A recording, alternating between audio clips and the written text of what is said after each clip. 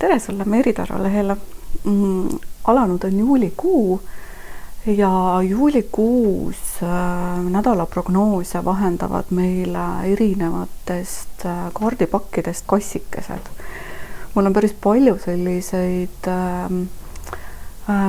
kassidega tarosid ja ega nad kõik juulikuusse ei mahu ka, mõni jääb üle, aga olen siis oma valiku teinud. Ja esimest juulikuu nädalat siis saavad sõna sellised mustad, kunstiliselt hästi kaunid kassikesed ja üldine energia sellel nädalal on päike. Päike on minu meelest suurarkaani kõige sellisem õnnelikum ja mõnusam kaart, täiesti imeline kaart. Ja mis sobiks veel laulu- ja tantsupeo nädala üldist energiat iseloomustama paremini, kui seda on päike. Et leiame üles siis need oma sisemised päikesed ja laseme neil särada.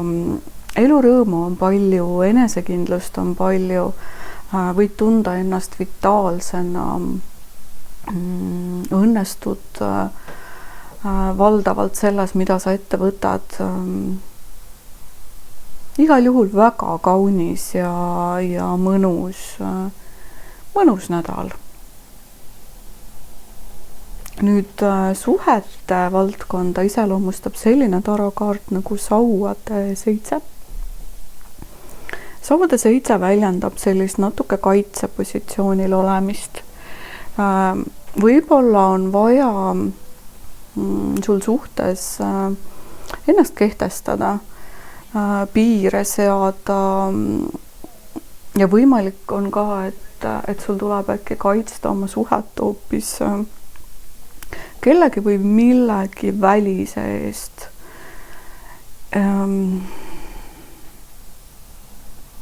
Väljakutseid saate ületada koos partneriga lihtsalt. Ja üldse see kaart väljendab seda, et sellel nädalal on aeg näidata oma kallimale üles pühendumust ja kuidagi julgelt seista enda tunnete eest. Et kui sul on keegi selline salajane, kelle poole sa oled vaikselt juba vaadanud, siis äkki nüüd on aeg anda talle teada oma tunnetest, anda talle märku sellest, mida sa tegelikult tunned ja mis võiks teie vahel olla.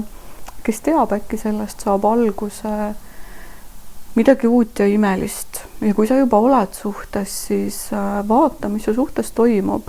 Kas sa pead äkki kehtestama enda piire, võib-olla sa oled liiga laiali valgunud suhtes, tühjaks jooksnud või äkki hoopis väljast poolt keegi segab teie suhtele vahele, et ole tähelepanelik ja jälgi, mis su suhtes toimub. Nüüd töö ja raha valdkonda iseloomustab selline tarokaart nagu müntide 8. Müntide 8 toob fookusesse sellise meisterlikkuse ja pühendumuse. Sa oled oma töös jõudnud mingile kindlale tasandile, et sa oled oma alal spetsialist ja võimalik, et saad ka tunnustust selle eest sellel nädalal. Pühendumus tähelepanu detailidele ja järjepidevus on selle meisterlikkus ka on selle kaardi märksõnadeks töövaldkonnas, et jälgi, talent on küll kingitus, kuid selle talendi vääriline kasutamine on oskus ja see on õpitav. Et tihti me arvame võib-olla seda, et anne on peamine, et midagi korda saata või midagi teha. Anne on vaid väike osa tegelikult lõplikult suurest tulemusest. Ikkagi töö ja enese arendamine ja kvaliteet on see, mis lõpuks määravad. Anne on küll väga oluline, aga ta ei ole nagu peamine, ta on lihtsalt kingitus. Nüüd tervisevaldkond, seda iseloomustab selline tarokaart nagu saated. saatan on selline põnev kaart, mis tervisevaldkonnas toob üles sõltuvused ja kiusatused. Vaata sellel nädalal üle, kus sa seisad ja mida sa iseendaga liidad, mida sa endasse paned. Kas kusagil võib olla midagi läinud nagu üle piiri? Kas sinu isud kuidagi juhivad sind või sina juhid isusi? Kas sa oled äkki liialdamas mõne